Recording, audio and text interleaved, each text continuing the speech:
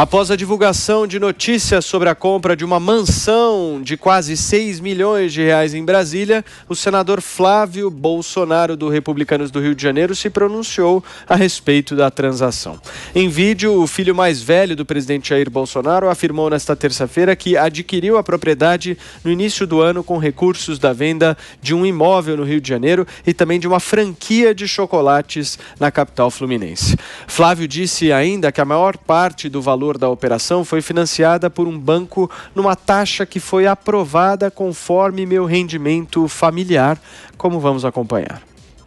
E mais uma vez a imprensa tenta construir uma narrativa criminosa em cima de uma simples compra e venda de imóvel.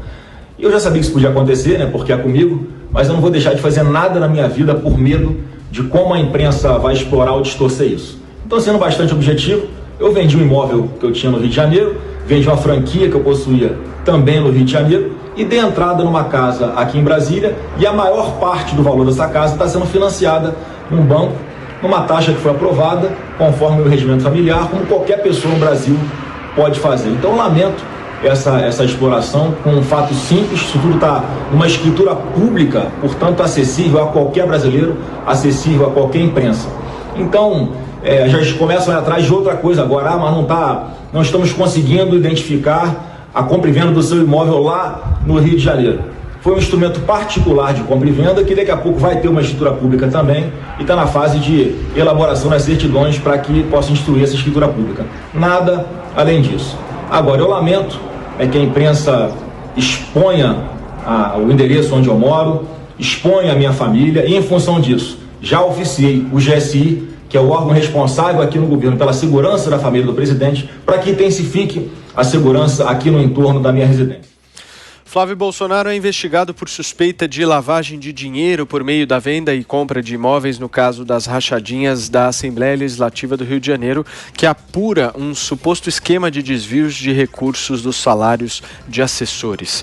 O valor do imóvel é quase 4 vezes o patrimônio declarado por ele nas eleições de 2018.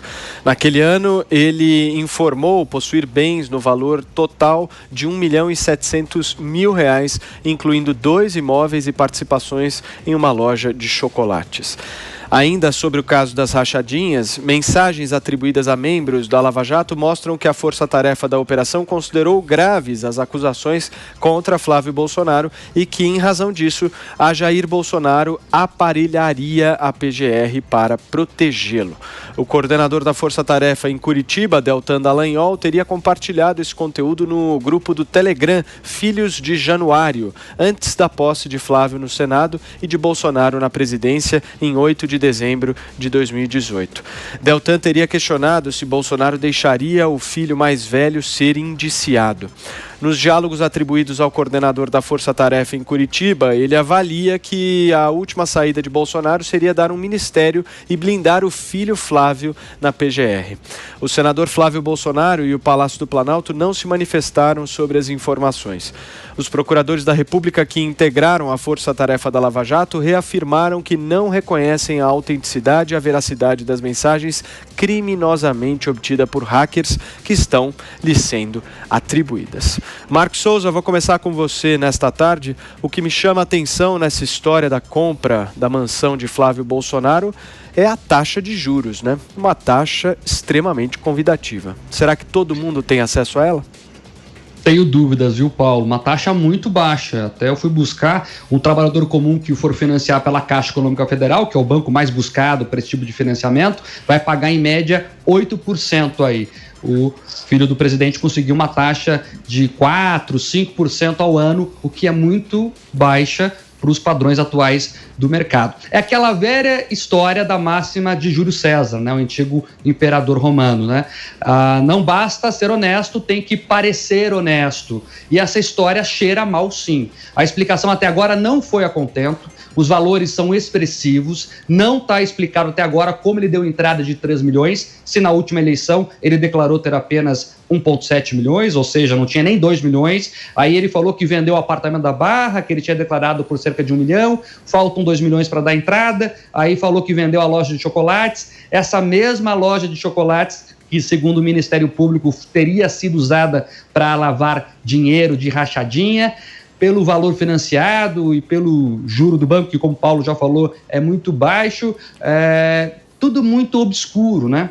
Um senador ganha líquidos R$25 mil. Eu vi até uma conta que o Constantino fez e publicou nas redes sociais, que os custos com a casa vão girar em torno de 20 mil mês. Então vai sobrar só 5 mil para ele manter essa mansão. Eu não sei quanto a mulher dele ganha, mas enfim, tudo muito obscuro, o que levanta muitas dúvidas. Um homem público que é senador e, além do mais, é filho do presidente da República, precisa ter uma vida cristalina. É uma escolha que ele fez quando assumiu um cargo público e quando se pertence a uma família que tem como um de seus membros o presidente da República. Não é possível que alguém tenha alguma dúvida sobre qualquer coisa que seja. O Ministério Público já acusou o Flávio Bolsonaro de comprar 19 imóveis por R$9 milhões. Ele diz que é perseguição, ok, vá lá, tem direito à ampla defesa, mas ele nem explicou essa história direito ainda e já está envolvido em outra história de compra e venda de imóveis suspeitas, né? Então tem que explicar tudo muito bem explicado. Essa argumentação dele não convenceu muita gente, não. E no meio desse turbilhão de processos, com um monte de imóveis suspeitos, ele colocou no vídeo aí que não vai deixar de fazer nada, porque a imprensa não coloca medo nele, mas é preciso pensar que as atitudes dele podem sim refletir no pai, que é o presidente. Aliás, até agora o presidente não comentou o assunto ainda. Estou curioso para saber o que vai falar o Bolsonaro, se vai defender veementemente ou se vai falar algo diferente. Sobre as mensagens, né, divulgadas aí pelo canal CNN, dessas mensagens roubadas pelos hackers, e eu sempre quero começar falando sobre elas, fazendo essa ressalva, são mensagens ilegais, furtadas por hackers, inclusive que o processo e a investigação sobre eles nos leva a crer que eles são intimamente ligados à esquerda, à oposição, à Lava Jato. A Lava Jato prendeu boa parte do PT e esses hackers aí eram ligados a lideranças petistas e do PCdoB também, né? Lembra a história da Manuela Dávila lá, que era uma das madrinhas da história toda, segundo as investigações. Mas vamos lá, vamos supor que elas hipoteticamente sejam verdadeiras, tenham ali algum grau de verdade. A gente tem que analisar o contexto em que elas teriam sido escritas. O nome do grupo já é bem sugestivo, Filhos de Januário. Januário é um dos procuradores da antiga Força Tarefa e é conhecido por ser o mais estudioso, o mais nerd do grupo. Então, por isso que eles brincavam, somos filhos de Januário, porque eles sempre têm a teoria na ponta da língua. Uma brincadeira interna de um grupo de colegas que trabalha junto. E aquelas análises ali, aquelas mensagens ali, se verdade forem, são mensagens de cunho pessoal, análises pessoais sobre o dia a dia. Eles estão comentando ali notícias da imprensa, nada de oficial. Neste caso específico, inclusive, eles estão comentando uma notícia em específico, e aí o Deltan faz uma conjectura de cenários que ele sequer domina. Ele chega ali a citar o que aconteceria com o Sérgio Moro, o que ele imaginava. Veja a loucura de se levar isso a sério, não é? Ou como perseguição ou algo do tipo. Se as mensagens forem verdadeiras, não há nenhum ato ilegal ali. No máximo, tem ali o Deltan usando o seu instinto de investigador junto com outros colegas, levantando suspeitas ao vento e dizendo ali que pode ter algum problema, mas não me parece que ali eles combinem algo ilegal ou façam alguma investigação não permitida ou acessem dados sigilosos sem poder fazer isso. As mensagens ali são suposições, são uma conversa privada de um grupo de colegas. Sobre o debate pré-eleitoral, o debate é justamente sobre se eles devem ou não declarar o voto. É uma discussão ética ali deles mesmos. E é uma preocupação constante de não interferir no processo. E o contexto da conversa divulgado, inclusive, nos leva a crer que eles optaram por não divulgar votos e também não interferir no processo. Então, essas mensagens, pelo menos na minha opinião, não mostram nada além de um grupo de colegas comentando o noticiário. Se isso for crime, a esmagadora maioria dos grupos de família também são fóruns criminosos. Agora, Constantino, eu acompanho bastante as redes sociais e vejo que você está questionando bastante essa compra da mansão do Flávio Bolsonaro. E vejo também uma reação muito forte por parte de algumas pessoas, o chamando até de esquerdista. Eu queria te perguntar uma coisa: ser esquerdista hoje em dia é simplesmente ter e cobrar uma fiscalização maior por parte de um político, filho do presidente da República? Esse é um novo conceito de esquerdismo, Constantino? Me explica aí. Pois é, Paulo, eu estou nos trending topics do Twitter uma vez mais, né? É um dia difícil para quem me chama de bolsonarista, de passapanista, né? Vamos lá, né? Existe essa mentalidade tribal hoje em dia, né? Se você está de um lado, está contra o outro e acabou. Não existe mais nenhum tipo de nuance e tudo mais. E isso é muito ruim para o debate. Vamos começar essa análise da seguinte forma. A fonte gerou suspeita. Foi o site antagonista, que é anti-bolsonarista até o último fio de cabelo. No dia seguinte em que saiu essa questão das novas conversas dos procuradores, onde consta lá, né, que o Deltan teria se referido a Bolsonaro como bozo e teria dito que é preciso se afastar dele para a imprensa ter mais simpatia por eles, ao mesmo tempo sem perder a simpatia dos apoiadores do presidente. Então, muitos bolsonaristas acharam o time muito suspeito, e a fonte também. Mas isso não anula o fato de que a casa foi comprada. Então, no começo, atacaram o Mensageiro e dizendo que era fake news e que tudo mais. Depois, começaram a banalizar, né, de alguma forma, a compra em si. E aí é que a porca torce o rabo. Vamos lá, né? Vamos ser advogado do diabo aqui. O patrimônio declarado, o último patrimônio que temos acesso na eleição, é esse abaixo de R$2 milhões. Mas, justiça seja feita, todo mundo sabe que você computa a valor de custo, né? Então, o apartamento dele no Rio de Janeiro estava a valor de compra e a franquia da loja de chocolates, idem. Podia ser que valesse muito mais, né? Ele vai ter que apresentar as origens desses recursos todos, porque é óbvio que causa algum tipo de choque, né? É um senador que está na vida pública desde sempre, não é um empresário, não é alguém que ficou rico e foi para a política, né? E está, obviamente, ostentando. É uma casa bacana, como diz aí a turma da esquerda, né? Ele se referia a uma simples compra e venda de imóvel, isso já é também afrontoso. Quer dizer, acho que o senador perdeu qualquer elo com a realidade. Ele está desconectado, né, da realidade da população. Como o Mark já adiantou, né, uma conta muito simples de padaria mostra que ele estaria comprometendo ali algo em torno de R$20 mil por mês só para amortizar a dívida que ele tomou ali, né? Juros mais a amortização. Isso fora o custo de manutenção de uma mansão daquelas, né? Eu não sei quanto que a esposa dele ganha como dentista, mas eu espero que seja muito, né? Porque senão parece um tanto incompatível, sim, com o seu patrimônio e com sua vida de senador, o seu salário de senador. Fora isso, já foi apontado, a taxa parece bem convidativa e o banco é um banco estatal. Ele não pegou essa taxa num banco privado, né? Então, fica também essa pergunta no ar. Qualquer um com o mesmo patamar de renda tem acesso às mesmas condições que o senador teve? Tem algumas pessoas que questionam o próprio valor de mercado da casa. É uma região muito nobre de Brasília, a casa tem uma metragem de mais de 1.000 metros quadrados, uma casa muito moderna, quem viu o vídeo sabe, né? Alguns estimam que uma casa dessas não valeria menos de 9 milhões, 10 milhões de reais. Então, assim, é uma coisa que chama atenção. Aí começa uma narrativa bolsonarista, né? De, isso é inveja. Olha, o sujeito ganhar dinheiro no mercado e gastar como ele quiser é um direito dele, como liberal você defender. O que entra em debate aqui, obviamente, é o fato dele ser um político. Então a gente está querendo entender a origem do recurso. Agora, vamos aceitar a premissa de que tudo foi dentro da legalidade, que ele tem como demonstrar a origem, o que já parece algo suspeito, né? Ele é alguém acusado de rachadinha, peculato, né, envolvido numa investigação e que vem protelando o seu encontro com a justiça dentro de todos os subterfúgios legais que estão à disposição dele, é verdade, né, mas ele está usando isso, né?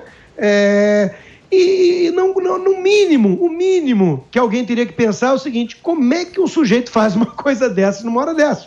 Né? Então, é de um descaso, é um escárnio em relação ao próprio bolsonarismo. Quer dizer, tem um monte de gente se sacrificando pelo pai dele, pelo governo, para defender as agendas, para defender um monte de coisa. Tem um deputado, inclusive, que foi preso, né, por confrontar o STF de uma forma veemente.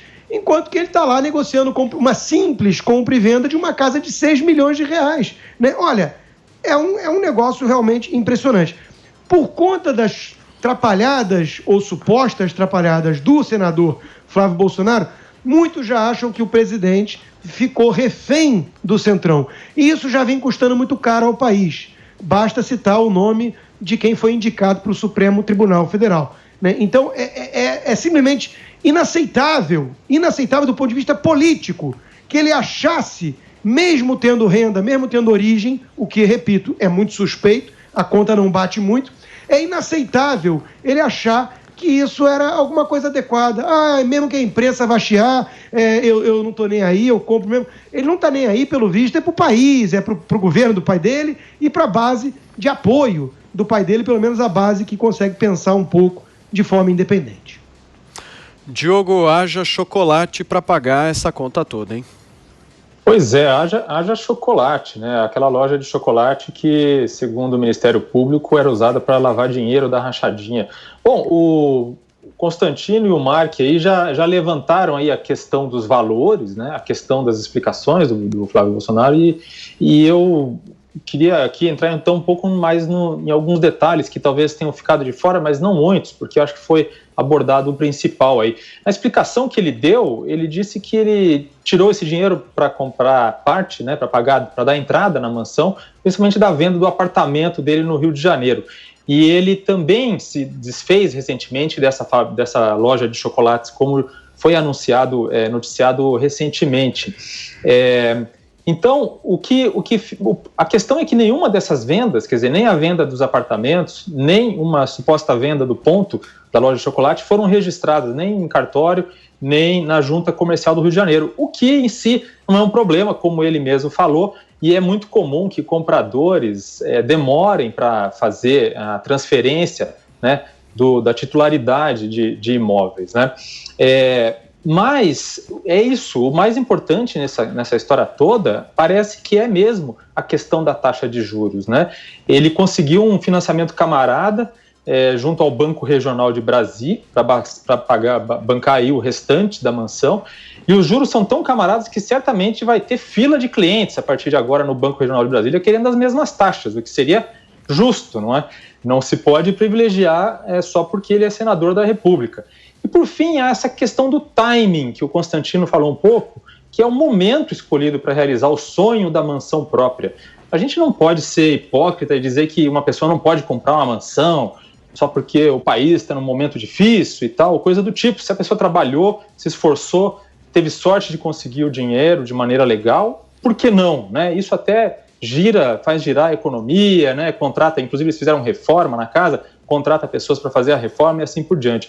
Mas um senador da República que ainda está lutando na justiça para se livrar de um processo por corrupção com dinheiro público, justo no momento em que os pagadores de impostos começam a sentir o cheirinho de pizza no ar com essa decisão recente do STJ, que anulou a quebra do sigilo dele, isso sim é ultrajante. Sobre os diálogos do Deltan Dallagnol, eles mostram que os procuradores estavam fazendo uma análise serena e realista dos fatos. Os diálogos vão contra, inclusive, as acusações de que os procuradores da Lava Jato estavam atuando politicamente para favorecer Bolsonaro. Eu destaco aqui essa frase do Deltan, abre aspas, agora o quanto Bolsonaro, vai bancar a pauta Moro anticorrupção se o filho dele vai sentir a pauta na pele dele, né? Fecha aspas. Então a preocupação aqui do Deltan nessa frase, que é uma frase compartilhada ali com os colegas de trabalho dele, é que o escândalo da rachadinha ia enfraquecer qualquer intuito de avançar com a agenda anticorrupção no governo Bolsonaro, e que isso colocaria Moro em saia justa, tudo muito razoável. O presidente Jair Bolsonaro andou dizendo algumas semanas atrás que iam ser reveladas coisas graves nas mensagens da Vaza Jato sobre a família dele, que configurariam perseguição política por parte dos procuradores. Essas mensagens não mostram perseguição nenhuma, mostram sim uma preocupação legítima com a agenda anticorrupção.